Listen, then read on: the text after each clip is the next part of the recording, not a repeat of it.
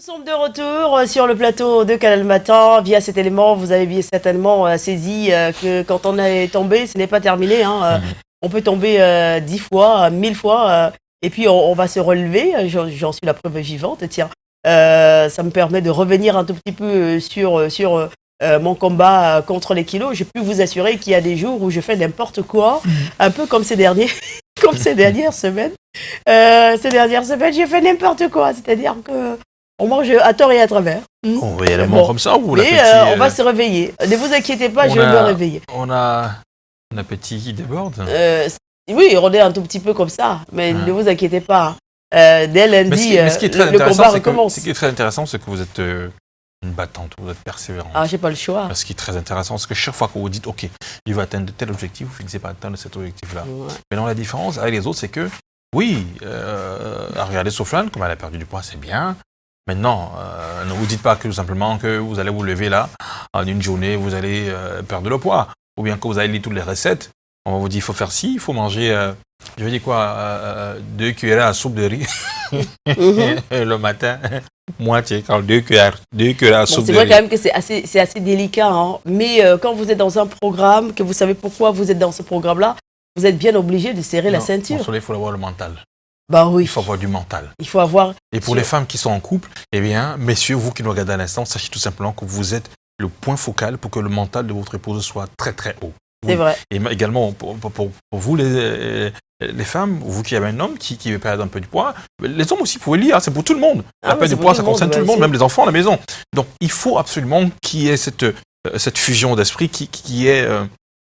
Cette solidarité entre les deux personnes pour que ça puisse vraiment marcher. Maintenant, pour vous qui n'êtes pas en couple, qui est peut-être en famille, vous avez besoin que la famille vous devez soutenir votre sœur qui veut perdre du poids. Il faut absolument la soutenir. Galvaniser un peu. Pas qu'elle rentre le soir et dit, mais j'ai dit, j'ai couru jusqu'à, j'ai perdu un peu quelques kilos. Dis donc, tu as perdu quelques kilos, tu es toujours rond comme avant. Non, ça démoralise. Ah non. Il faut toujours trouver des mots pour galvaniser la personne, pour lui dire oui, ça va aller, ça continue et tout ça. Et si vous faites des efforts pour avoir cet ouvrage-là, parce qu'il y a des personnes qui m'ont dit, j'ai pas de souci de poids, j'ai pas besoin de lire cet ouvrage. Oui. Bon, c'est pas forcément pour ça. Il y a plein d'autres choses. Il y a plein d'autres paramètres qu'on peut intégrer. Donc, parmi ces paramètres-là, il y a justement le soutien de votre proche, de vos proches, de la famille ou encore de votre époux. Si vous avez un époux qui ne vous soutient pas dans ce combat-là, je peux vous assurer que c'est perdu d'avance. C'est très compliqué. Et ces époux-là qui ne savent pas forcément que il y a une petite phrase qui peut anéantir beaucoup d'efforts. C'est-à-dire que vous êtes là, vous souffrez et tout, vous avez perdu seulement 1 kilo, vous êtes quand même contente d'avoir perdu 1 kilo. Vous vous habillez, j'ai perdu. Tu as perdu quoi? Depuis 1 an que tu cours là, tu manges. Alors, passe là-bas, la cuisine. Alors là, franchement, vous n'avez plus le moral. Moi, la chance que j'avais, c'est que Chichou était là pour me dire, tu sais pourquoi tu fais ça. Mais des fois même, on allait courir ensemble. Voilà. On allait courir ensemble. Oui, c'est très important, l'accompagner. Et quand il y a eu cette campagne, ce que j'ai appelé dans cet ouvrage, le Soflane Kenyé Bashing sur les réseaux sociaux, Chichou était là pour me dire, allez, pourquoi on le fait, on reste tranquille, on ne s'intéresse pas. Bref, le livre est disponible, vous aurez tout. Et même que le livre est déjà disponible à Malabo, c'est au quartier Elangema, chez Julius Kamdem Kouab, entre la police et le camp militaire. Entre la police et le camp militaire, au quartier Elangema, à Malabo. Le livre en sécurité. Vous avez le livre de ce côté-là. Allez, il est 7h passé de 45 minutes et nous allons maintenant retrouver M. Patrick Christian Debo pour la case Regard sur l'actu. Ce matin, il s'intéresse une fois de plus au coronavirus, avec notamment les mesures préventives que tout le monde devrait adopter, mais aussi avec le confinement qui fait de plus en plus peur aux uns et aux autres. M. Patrick Christian Debo, bonjour. Bonjour à toi, Soflane. Bonjour à Thierry Carole. Un bonjour aussi à nos téléspectateurs ce matin. Oui, effectivement, on est difficile de trouver autre sujet que cette préoccupation majeure, cette crise sanitaire qui nous préoccupe et qui préoccupe le monde, en rendant les hommes presque, on a envie de dire, impuissants, entre guillemets, même si des efforts thérapeutiques sont fournis pour arriver à une solution. Jusqu'ici, on peut dire que c'est assez compliqué. Ce n'est pas nous qui le disons. Si l'OMS même déclare que c'est la plus grave crise sanitaire qu'on ait connue dans le monde depuis 1945, peut-être même un peu plus, oui. Il va sans dire que c'est assez préoccupant. C'est très préoccupant et il faut faire très attention pour ceux qui continuent à rigoler en parlant de ça. Il va falloir se réveiller avant qu'il ne soit trop tard. Alors, le manque d'afflux pour le test et la peur du confinement sont, on va le dire sans détour, un constat. Hein. On le constate, on le voit au quotidien au Cameroun. Les uns et les autres ont peur. Oui, c'est vrai qu'on est parti de 0 ou 1, mais au regard de ce qu'on peut imaginer comme potentiel test et même potentielle décision personnelle d'y aller, on se rend bien compte qu'il y a encore une grosse marge, une énorme marge. Et malheureusement, c'est un constat, vous le dites. Nonobstant les efforts du ministre de la Santé, associé à lui quelques personnes individuelles, pour essayer de motiver les gens, appeler les gens à rester soit à la maison, ne sortir qu'à l'essentiel. En tout cas, comme cela le prévoit, cela est prévu dans les 13 mesures du gouvernement. Nonobstant l'appel aux compatriotes à composer les numéros qui sont à la disposition, même si derrière ces numéros-là aussi, des polémiques sur quelques-uns qui ne seraient pas très disponibles. Il y a donc ces efforts, il y a ces appels qui malheureusement butent avec comme une espèce de réticence constatée. C'est clair, et c'est peut-être une lapalissade de le dire, les gens ne vont beaucoup pas se faire dépister. C'est vrai que ce n'est pas écrit d'emblée sur le front d'un tel ou d'un autre que vous êtes atteint du corona, parce qu'on peut le porter sans faire la maladie ou sans faire les symptômes.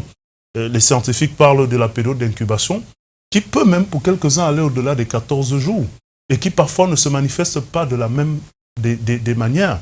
Certains sont même allés jusqu'à dire qu'il y en a qui peuvent développer des anticorps et de manière rarissime qui arrivent parfois au bout d'un temps à les mener vers un retour à la normale. C'est des cas rarissimes. On voyait d'ailleurs le professeur Boni dans un de nos débriefs de l'actualité, hier en rediffusion et avant-hier, qui évoquait à la fois les risques d'une décision, n'est-ce pas, de se traiter personnellement, ou justement les inconvénients qui pourraient arriver dans certains cas de figure, avec des personnes qui, dans la tentative justement de se réfugier pour quelques-uns, auraient retrouvé sous d'autres cieux la santé normale. Mais on peut constater ici que nous faisons face à ce problème. Certains qui fuient le confinement parce que malheureusement, étant confinés, ils arrivent à contourner quelques barrières sécuritaires qui sont placées là, ou quand il n'y a pas de barrière sécuritaire parce qu'on estime que c'est suffisamment grave pour que les gens prennent conscience, ils arrivent à se la filer simplement douce et à contourner ces barrières pour se retrouver dans l'environnement et le milieu ambiant. Il y a que quelques-uns refusent même d'y aller alors que sachant qu'ils viennent pour certains des pays porteurs ou des pays à risque comme on les a appelés, d'autres qui peuvent savoir pertinemment qu'ils ont été en contact avec des potentiels porteurs, ou certains encore qui malheureusement se constituent même en refuge et en complice de ceux qui soit fuient les confinements ou alors de ceux qui sont arrivés dans des périodes susceptibles d'être des périodes à risque et n'ont pas souhaité se déclarer. Donc ces constats-là sont faits. Et malheureusement, c'est ce qui explique le fait qu'on ne soit plus parti simplement par les portes d'entrée de ce qu'on a considéré comme étant les vols venant des pays à risque pour se retrouver dans une ville comme Bafoussam, par exemple, pour se retrouver à Limbe, par exemple, ou à Boya. J'ai envie de dire, avec fortement le constat de ce qu'il n'y a pas des aéroports là-bas, on n'a pas eu des arrivées là-bas, et le virus n'a pas plané comme dans un vol pour se retrouver dans ces endroits. Il a été transporté par, justement, certains de nos compatriotes qui ont fait le déplacement, parce que soit venant de ces pays à risque ou ayant été en contact avec les personnes à risque. Donc le constat est là, le combat sur justement cette capacité à sensibiliser davantage les uns et les autres pour qu'ils aillent soit vers le dépistage, soit justement en respectant le confinement, est loin d'être gagné. Il y a, c'est vrai, nous disent les rapports chaque soir du ministère de la Santé, de plus en plus d'appels vers les numéros, mais lorsqu'on regarde ces appels et lorsqu'on a vu parfois la courbe, la variation du nombre de cas, on se rend effectivement compte que ces cas-là ne sont finalement pas détectés parce que c'est ce jour qu'ils s'y sont rendus, mais c'est qu'à un moment donné, certains n'ont pas pu gérer la difficulté liée à la maladie qu'ils croyaient pouvoir gérer en s'esquivant justement du circuit actuellement en vigueur. C'est vrai qu'on peut avoir tous les débats sur la capacité des uns et des autres à se faire effectivement tester par rapport à la disponibilité du matériel des uns et des autres, à craindre qu'ils seraient dans un environnement où ils n'ont pas suffisamment confiance au processus mis en place, mais cela ne peut pas élucider le fait que, effectivement, nos compatriotes, et ils sont nombreux, refusent l'idée du confinement ou refusent d'aller se faire tester aux grandes dames de la progression que nous voulons barrer de cette pathologie. Alors là, c'est une démarche très difficile à comprendre, hein, M. Patrick Gisanobo. Oui, bien difficile. Nous avons eu la possibilité, en échangeant avec quelques-uns de nos compatriotes, pour certains experts en question de santé, médecins, des sociologues et d'autres anthropologues, pour tenter de comprendre finalement ce qui peut animer un tel comportement. Justement, sans le justifier, mais en essayant de comprendre comment quelqu'un peut fuir justement l'endroit qui est présenté comme étant celui qui peut lui donner la vie sauve par rapport à une pathologie dont il est potentiellement porteur. C'est quand même hallucinant de pouvoir se l'imaginer en temps normal sans y aller avec un certain nombre d'éléments et de compréhension. Eh bien, il y en a qui se retrouvent dans une posture où le fait de se sentir porteur ou bien potentiellement porteur de la maladie dessine devant le regard de certains de ses compatriotes et même des hommes, pas seulement chez nous, comme une fin de l'existence. Et donc, comme finalement un arrêt subi de la vie. Et certains développent, consciemment ou inconsciemment, des attitudes psychologiques qui amènent à nier ou à dénier la vie autour d'eux et forcément à poser des actes qui tendent à éradiquer la vie autour d'eux en se faisant des vecteurs, décidément, dans un environnement où ils estiment que s'ils n'ont plus droit à la vie, personne d'autre n'a plus droit à la vie. Et donc forcément, on s'en fout de tout ce qui peut protéger la vie des autres parce que soi-même, on considère qu'on est atteint et qu'on n'a plus droit de citer à la vie. Et cela peut aussi, disent ces analystes, être expliqué par le discours fataliste qu'il y a quand même autour de la pathologie.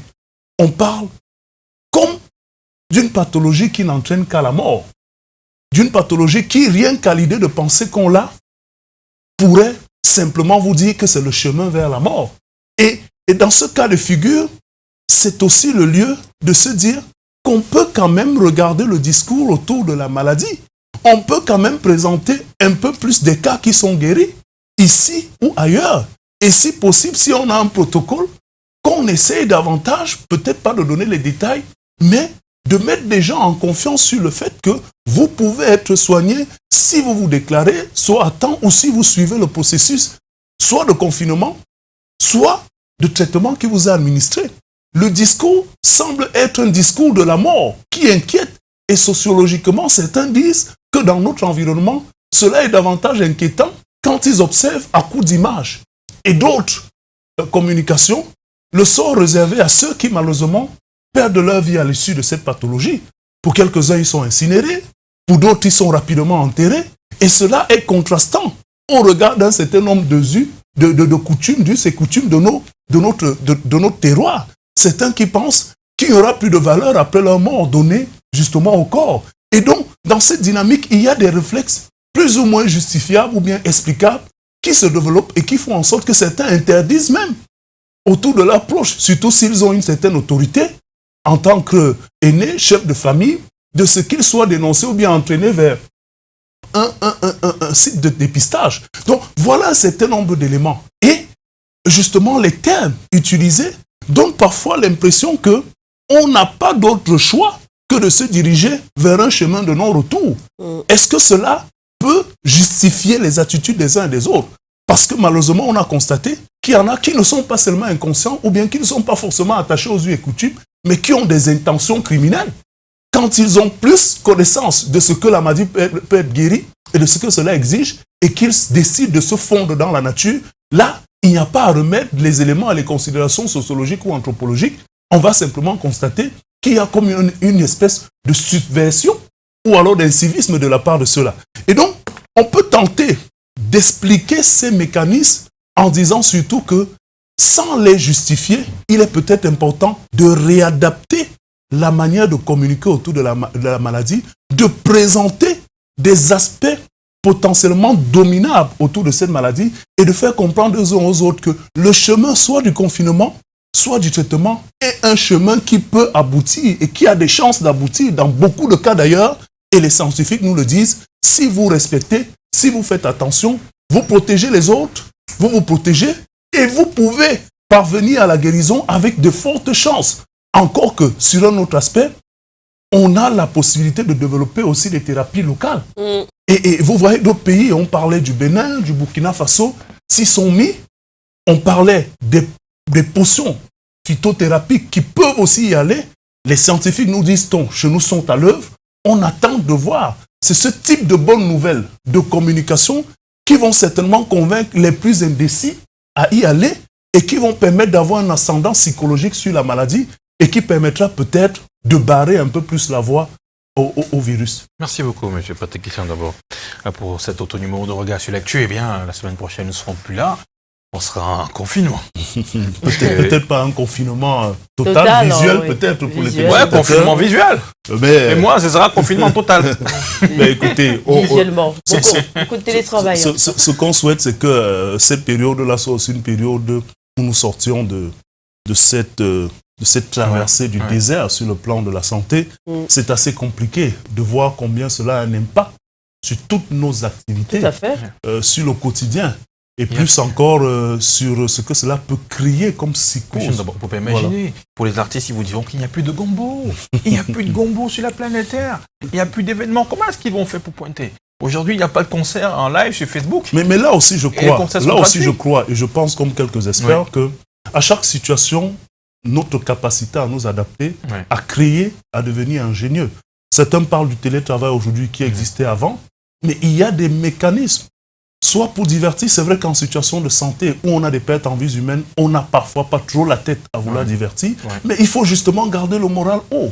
Il faut justement donner des éléments qui permettent de comprendre que la vie doit continuer et la vie doit dominer sur la pathologie. Peut-être que cela permettra même à nos scientifiques et à tout ce monde qui se bat sur le plan local, les chercheurs locaux, les phytothérapeutes, leur donnera plus d'éléments de gaieté dans la progression vers une solution vers cette maladie. Parce que si nous créons un environnement de cimetière, de mort, ben écoutez, cela fragilise même nos systèmes immunitaires, disent les scientifiques, et cela donne davantage la possibilité, en cas de contact avec le virus, d'être un lieu finalement de massacre. Effectivement, c'est pour cette raison que je n'ai pas pu travailler hier, parce que quand j'ai appelé le médecin, je lui ai expliqué la situation, il a dit, comme tu es sur le plateau, tu parles corona tous les jours, c'est sûr que ça t'affecte bien le moral. Donc du coup, il est important qu'on crée un petit peu un environnement assez détendu. Merci pour ce regard sur l'actu. Alors justement, il faut peut-être passer un bonjour à Serge Amel Didou, qui est lui-même un chercheur local, fervent défenseur, n'est-ce pas, de la capacité de nos chercheurs à trouver des solutions. Lui-même promoteur de la couveuse néonatale, très en activité actuellement pour les respirateurs, les assistants respirateurs, qui sont très importants aussi dans cette lutte contre la maladie sur le plan curatif, qui adresse d'ailleurs son bonjour à Souflane, en disant d'elle qu'elle est en réalité un chercheur, parce que la témérité qu'il y a dans la conception d'un ouvrage comme celui-là est celle qu'on retrouve chez les chercheurs qui, parfois malgré les échecs, continuent, persévèrent et arrivent à leur solution. Et donc, ça n'est peut-être pas la formule qu'elle aura trouvée, mais c'est peut-être une recherche dans la capacité à atteindre l'objectif. C'est un autre modèle, un exemple. Il y a plusieurs exemples, mais celui de Souflane reste celui de Souflane. Merci beaucoup, Serge Armel. C'est très gentil, mon philosophe à moi. Alors, on avait parlé de lui ici, je sais que vous en souvenez, c'était le visage du jour, avec notamment un mot sur cette couveuse néonatale qu'il avait mis sur pied. J'ai eu dire, parce que moi, je suis toujours en train de fouiller pour savoir ce qu'il fait, Il est dans son laboratoire en ce moment. Il travaille énergiquement pour voir comment mettre sur pied un respirateur et un désinfectant à grande échelle. Vraiment, que le Seigneur vous inspire, mon philosophe adoré, et que vous puissiez mettre cela rapidement sur pied, parce qu'on en a un grand besoin, mais alors grand besoin. Merci de nous suivre au quotidien. Vous imaginez, si vous allez dans des espaces et que on n'a pas le temps d'avoir des gels, on n'a pas le temps de désinfecter chaque appareil. Et si vous avez ce type d'appareil qui peut, au cours de votre passage, vous pulvériser et puis que tout sur vous, ce serait surtout sur les grands espaces. Les grands espaces, ce serait magnifique. On a besoin de ce type de personnes, des chercheurs qui sont dans l'innovation et qui essaient de trouver des solutions adaptées à notre contexte. C'est assez important. D'accord. Merci beaucoup, M. Patrick Christian Dombo, d'être passé. Dès lundi, vous serez en compagnie de Aimé Moukoko. Et Patriciana aussi à la présentation de ce programme. Chouchou. Mais vous savez, normalement, comme chaque 1er avril, normalement nos amis les forces de l'ordre reçoivent des épaulettes, mais pour des circonstances dépendant pas de la volonté, avec ce coronavirus qui sévit, néanmoins, chacun devait mettre ses épaulettes à la maison tranquillement. En tout cas, c'est administrativement acté. Voilà. Donc du coup, c'est acté. Donc du coup, ce matin, on va encore dire adresser, on va dire félicitations à nos amis qui se retrouvent du côté de la brigade des Nylons, qui passent du rang d'adjudant à adjudant-chef. Eh bien, l'adjudant-chef désormais Meka Béranger, vous êtes adjudant-chef en service à la brigade de Nylon. L'adjudant-chef Meka Béranger, là-bas aussi, j'aime mon poteau, quelqu'un de très très dynamique que j'aime parce que si vous avez sincèrement, tous les gendarmes sont comme ce monsieur, et je suis sûr et certain que tous les brigands vont fuir. Pour se convertir à des personnes bonnes. Eh bien, c'est l'adjudant-chef Zé Michel, l'adjudant-chef Zé Michel. Bravo et surtout félicitations. Continuez à travailler, continuez à bosser dur, continuez ce que vous savez mieux faire, donnez la sécurité dans l'arrondissement de la 3e, principalement du côté des Nylons, mais surtout à la tête, votre commandant de brigade, le commandant Lentieux, qui est toujours au four-moulin, sans oublier son adjoint Mbolo, Edwige. Merci beaucoup, Chouchou. Vous connaissez beaucoup d'hommes en tenue ces derniers temps. Oui, ça fait peur. Parce qu'il faut vraiment, parce qu'ils sont au four au moulin tous les jours. On voit comment ils se déploient sur le terrain, on voit comment ils travaillent. Et à un moment donné, il faut les encourager. Mais maintenant, des fois, ils sont découragés aussi. Des fois, ils sont souvent découragés. Vous savez pourquoi? Parce que quand vous attrapez un bandit, que vous envoyez plus haut, et que le lendemain, vous retrouvez ce bandit dehors, c'est énervant. C'est très énervant. Donc, du coup, il faut que plus haut, vous fassiez également votre travail. 8h passées de 3 minutes, le message est passé, je crois. On va retrouver maintenant Ghislain Pierre et Solo. Vous le savez, on a un petit souci technique avec le satellite et donc on a eu vraiment du mal hier et aujourd'hui à avoir Ghislain Pierre et Solo en direct pour la revue de presse, mais fort heureusement, on l'a retrouvé. Et voici donc ce qui fait la une des quotidiens et autres journaux parisiens à Yaoundé. Ghislain Pierre et Solo, c'est à vous. Bonjour Thierry Carole, bonjour Soflane, je vous accueille le cœur enflammé de joie, mais d'abord je voudrais que nous prenions rendez-vous avec l'histoire, rendez-vous avec mardi prochain. Nous serons alors le 7 avril 2020, c'est ce jour-là que le Conseil constitutionnel va donc procéder à la proclamation des résultats des législatives partielles dont on sait qu'elles se sont tenues le 22 mars dernier dans le nord-ouest et le sud-ouest camerounais après une annulation qui est intervenue des faits justement du Conseil constitutionnel. On apprend ce matin de Cameroun Tribune, le quotidien camerounais à capitaux publics, que c'est donc la date qui a été retenue. D'ailleurs, les 13 députés, ou du moins les identités des 13 députés qui sont à élire, qui ont donc été élus, eh bien, leurs identités seront donc dévoilées à l'occasion de la proclamation de ces résultats par le Conseil constitutionnel. Ce sera donc mardi prochain, annonce donc Cameroun Tribune, qui revient d'ailleurs sur le contentieux qui a été vidé par le Conseil constitutionnel, un contentieux pour lequel, eh bien, ce sont 12 demandes en termes de réannulation qui avait été formulée par le SDF, le Social Democratic Front, le SDF dont les représentants n'ont pas pris part aux audiences, s'agissant justement des audiences fondées sur le contentieux de ces élections-là. Mais à une principale du quotidien camerounais à capitaux publics, Cameroun Tribune, édition de ce jour, c'est bien entendu la croisade contre le virus, le coronavirus, si vous voulez, le Covid-19, qui a donc donné au gouvernement de la République hier d'expérimenter ce qu'il est convenu d'appeler avec le journal la vidéoconférence gouvernementale. Le Premier ministre, chef du gouvernement, Joseph Dione Ngouté, coordonnait par ce moyen même une réunion d'évaluation de la riposte camerounaise s'agissant de la propagation et la progression du virus sur le sol camerounais, et cela avec la participation des membres du gouvernement directement concernés par la riposte camerounaise. C'est à cette occasion qu'il leur a donc été demandé par le Premier ministre d'être plus strict dans le respect des mesures barrières édictées visité par le président de la République et ainsi mise en forme par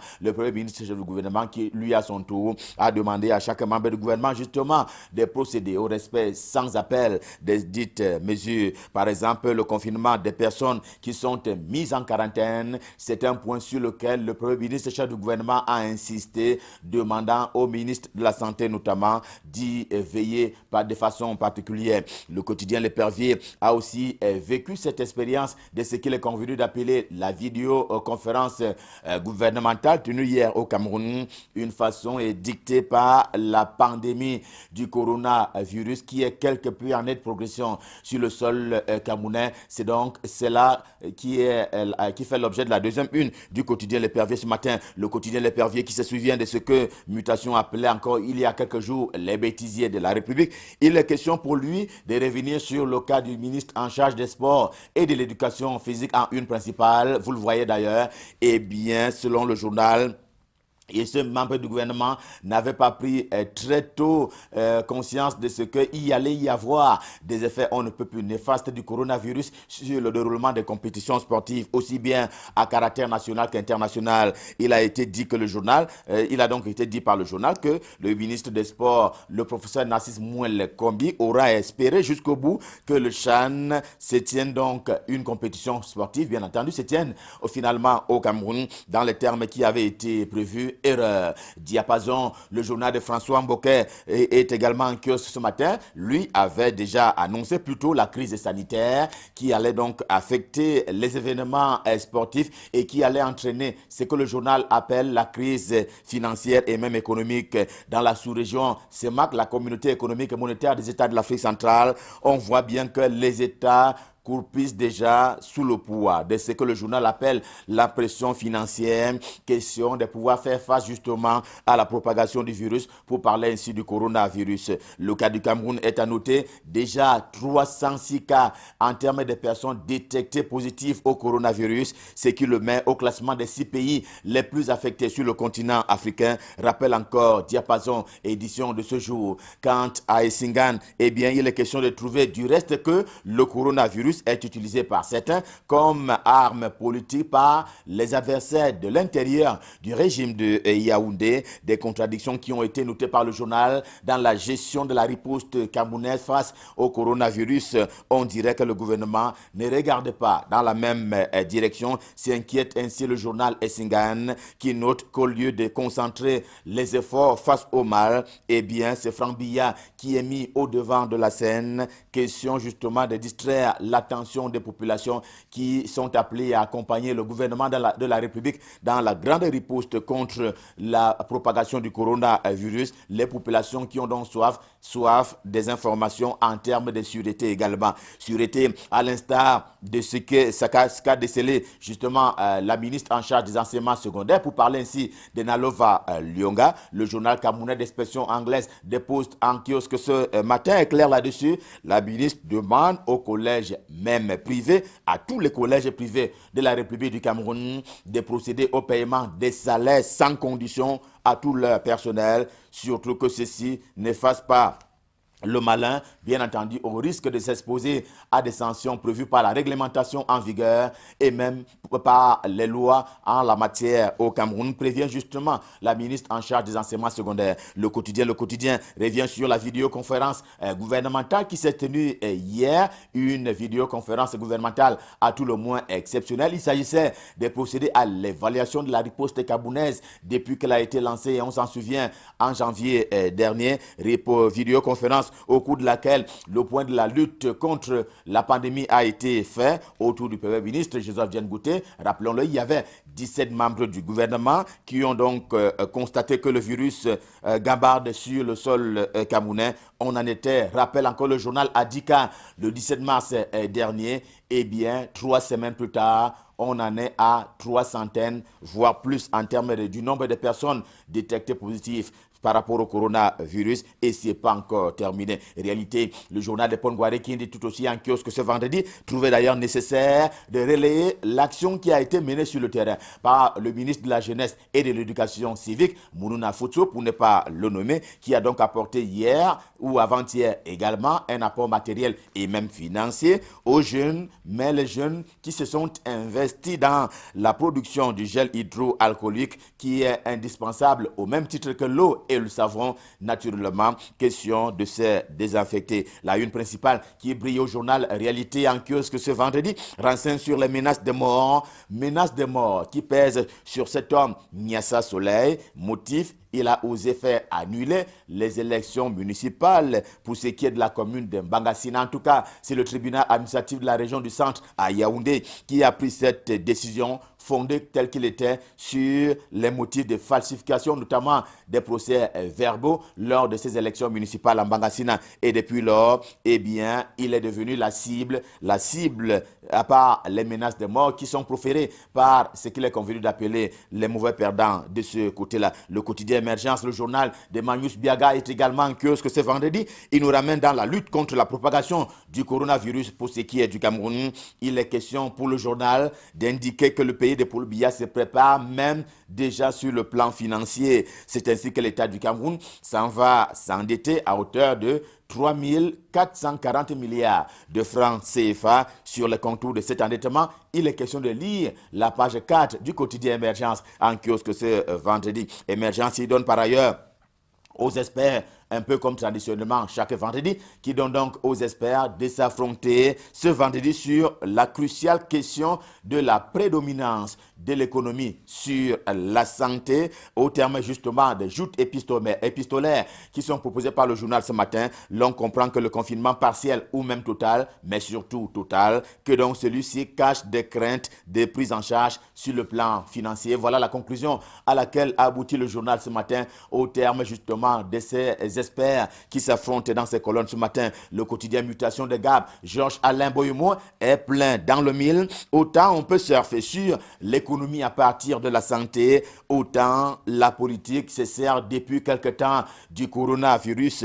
On est bien là dans une guerre pour conquérir la santé certes, mais le coronavirus, si l'on s'en tient aux explications du journal ce matin, va donc redéfinir le monde sur le plan géopolitique et même géostratégique. Le quotidien Mutation qui grave d'ailleurs ce matin Zachary Niman du nom de l'ancien journaliste de la CRTV au cœur de ses préoccupations. C'est lui qui fait la une principale du quotidien Mutation ce matin. Si le journal le présente comme l'autre Foutso Victor, c'est en raison de sa connaissance, oui, belle connaissance tout aussi, de l'illustre disparu, pour parler ainsi de Foutso Victor. Illustre disparu comme l'est aussi Manu Dubango, en tout cas signature dans sa livraison de ce jour à l'entrée du week-end. Eh bien, le journal en publie les signatures en guise d'hommage planétaire qui ont été rendues au célèbre saxophoniste camerounais, en tout cas saxophoniste à obédience mondiale, mais d'origine camerounaise, qui a donc lui aussi tiré sa révérence.